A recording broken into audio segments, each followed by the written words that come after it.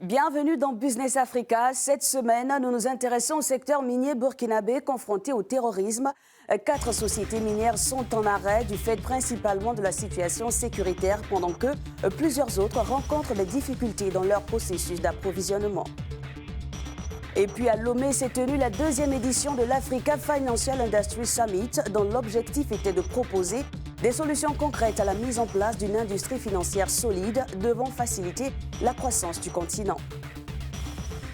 Et puis enfin, nous nous rendrons au Kenya, dans un village situé à quelques kilomètres de la capitale Nairobi, où la pierre à savon est sculptée depuis des générations, mais ces derniers mois, l'absence des touristes a eu des répercussions sur les petites industries de tabac. Le secteur minier burkinabé contribue chaque année de manière significative à l'économie de ce pays d'Afrique de l'Ouest.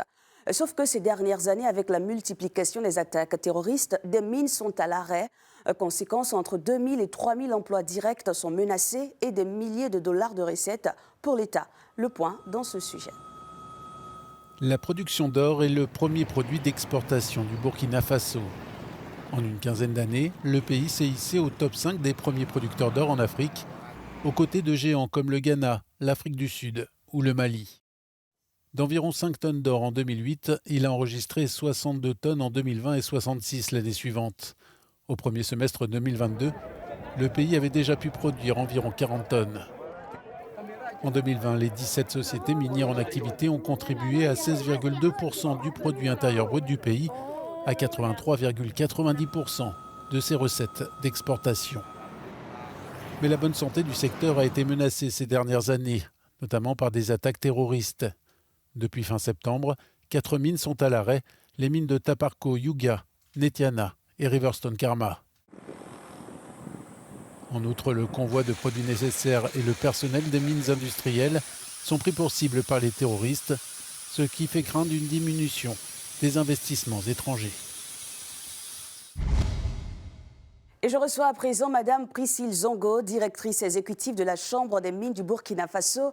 Bonjour Madame, merci d'être avec nous. Dites-nous à combien évaluez-vous les impacts de la fermeture de ces 4 mines dans le budget de l'État? Les impacts dus à l'arrêt d'activité de ces mines, c'est des pertes d'emplois. Donc, nous avons évalué à environ 2500 emplois qui seront perdus. En plus des emplois, nous estimons que la contribution au budget de l'État, donc le paiement des impôts et des taxes que l'État risque de ne pas pouvoir recouvrer au cours de cette année, est évalué autour de 25 à 30 milliards de francs CFA. À cela s'ajoute aussi les contrats avec les sous-traitants, les sous-traitants qui vont perdre des parts de marché, et tout cela va entraîner un manque à gagner dans le budget de l'État. Alors, quelles sont les stratégies à mettre en place pour faire revenir les investisseurs? Dans nos discussions avec l'État, nous avons énuméré un certain nombre d'initiatives qu'il faut mener pour pouvoir rassurer les investisseurs. Donc, 1, il y a la sécurisation des sites miniers eux-mêmes. 2, la sécurisation des approvisionnements. 3, la sécurisation aussi des espaces de recherche, parce que c'est la recherche d'aujourd'hui qui fait la mine de demain. Et avec la situation sécuritaire, nous avons vu que la recherche a presque disparu.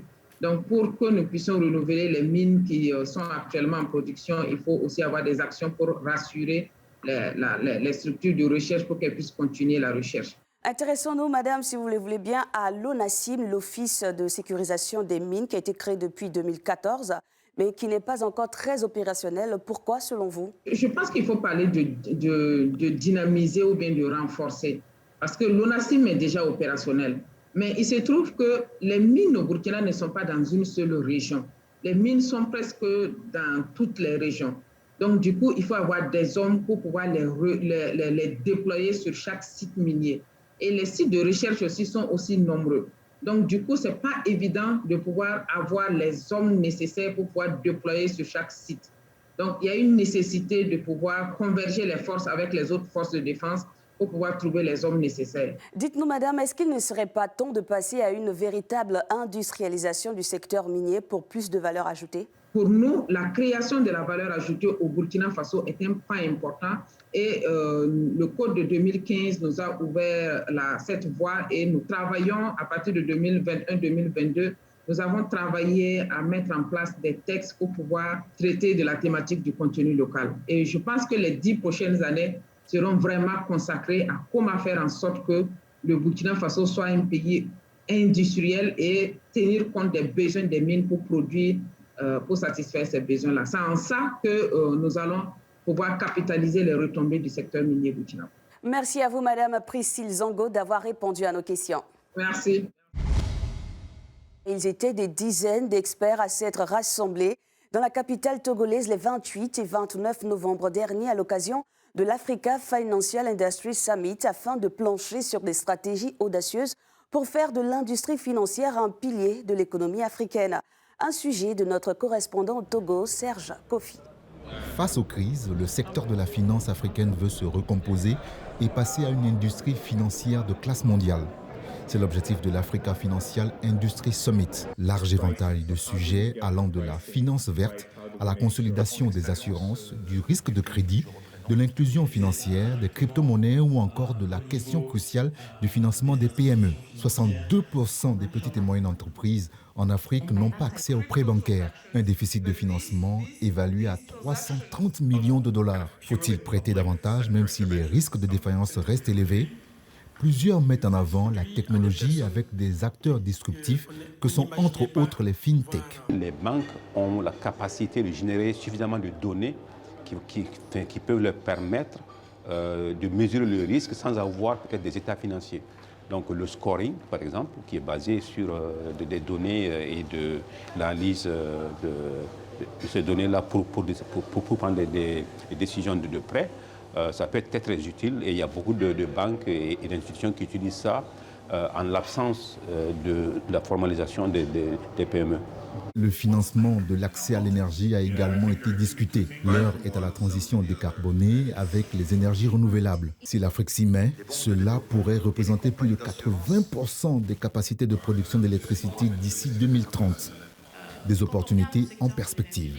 Et je pense que l'Afrique et les pays africains et les gouvernements doivent se saisir de ce sujet du carbone. Je le disais, le marché africain est market maker du marché carbone. Donc il faut que les États sachent et tout qu'il existe cette poche de liquidité qui leur permettra, effectivement, s'il y avait véritablement un seul élément, c'est ce sujet du marché carbone. Faut-il évoluer vers la monnaie numérique de la Banque centrale et des crypto-monnaies ?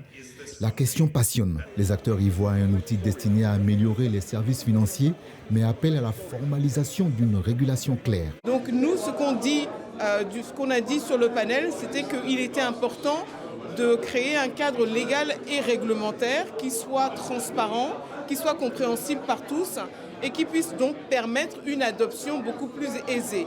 Parce que tant qu'on ne comprend pas l'outil, on ne peut pas l'adopter. Plus de 600 leaders, banquiers, assureurs, régulateurs, gouverneurs de banques centrales, décideurs publics ont participé à cette deuxième édition de l'AFIS 2022. Le sommet rassemblera de nouveau les acteurs de la finance en 2023 pour une troisième édition encore plus ambitieuse. Après Lomé, direction le Kenya, à la rencontre des sculpteurs très populaires du village de Tabaka. Les années glorieuses de cette petite localité ont été affectées par la pandémie de coronavirus. Si les commerçants retrouvent peu à peu le sourire, ils doivent désormais faire face à deux nouveaux défis, celui de la rareté des touristes et l'obligation de travailler avec des intermédiaires. Ces mines de stéatite ont fait la renommée du village de Tabaka. Il est situé à 6 heures de route de Nairobi. L'extraction et la sculpture de la pierre emploient des centaines de personnes ici. L'Australie, le Canada, le Royaume-Uni sont entre autres les principales destinations des produits finis. Mais depuis la pandémie de coronavirus, les touristes se font rares et les recettes fondent comme neige au soleil. Nous vendons nos produits à des personnes qui ensuite les envoient à la capitale, Nairobi, ou à l'étranger. Nous demandons aux autorités d'intervenir, car les intermédiaires nous exploitent. À Tabaka, Mintengo Omweri tient son commerce depuis plus de 40 ans. Et en dépit de son ancienneté, elle a subi une baisse de son chiffre d'affaires. Ses clients ont presque tous disparu. Avant que Corona ne frappe, un certain nombre de touristes étrangers affluaient ici car la plupart d'entre eux me connaissaient sous le nom de Big Mama. Certains me mettaient en contact avec des acheteurs de leur pays d'origine, après quoi je transportais la marchandise à Nairobi pour qu'elle soit expédiée par avion. Depuis plus de 5 décennies, ce commerce a résisté à l'épreuve du temps. Mais son potentiel n'a pas encore été pleinement exploité. Plusieurs ici estiment qu'un soutien du gouvernement et des investissements dans le secteur permettront de le développer davantage. Et c'est ici que prend fin cet épisode de Business Africa. Rendez-vous très prochainement. À bientôt.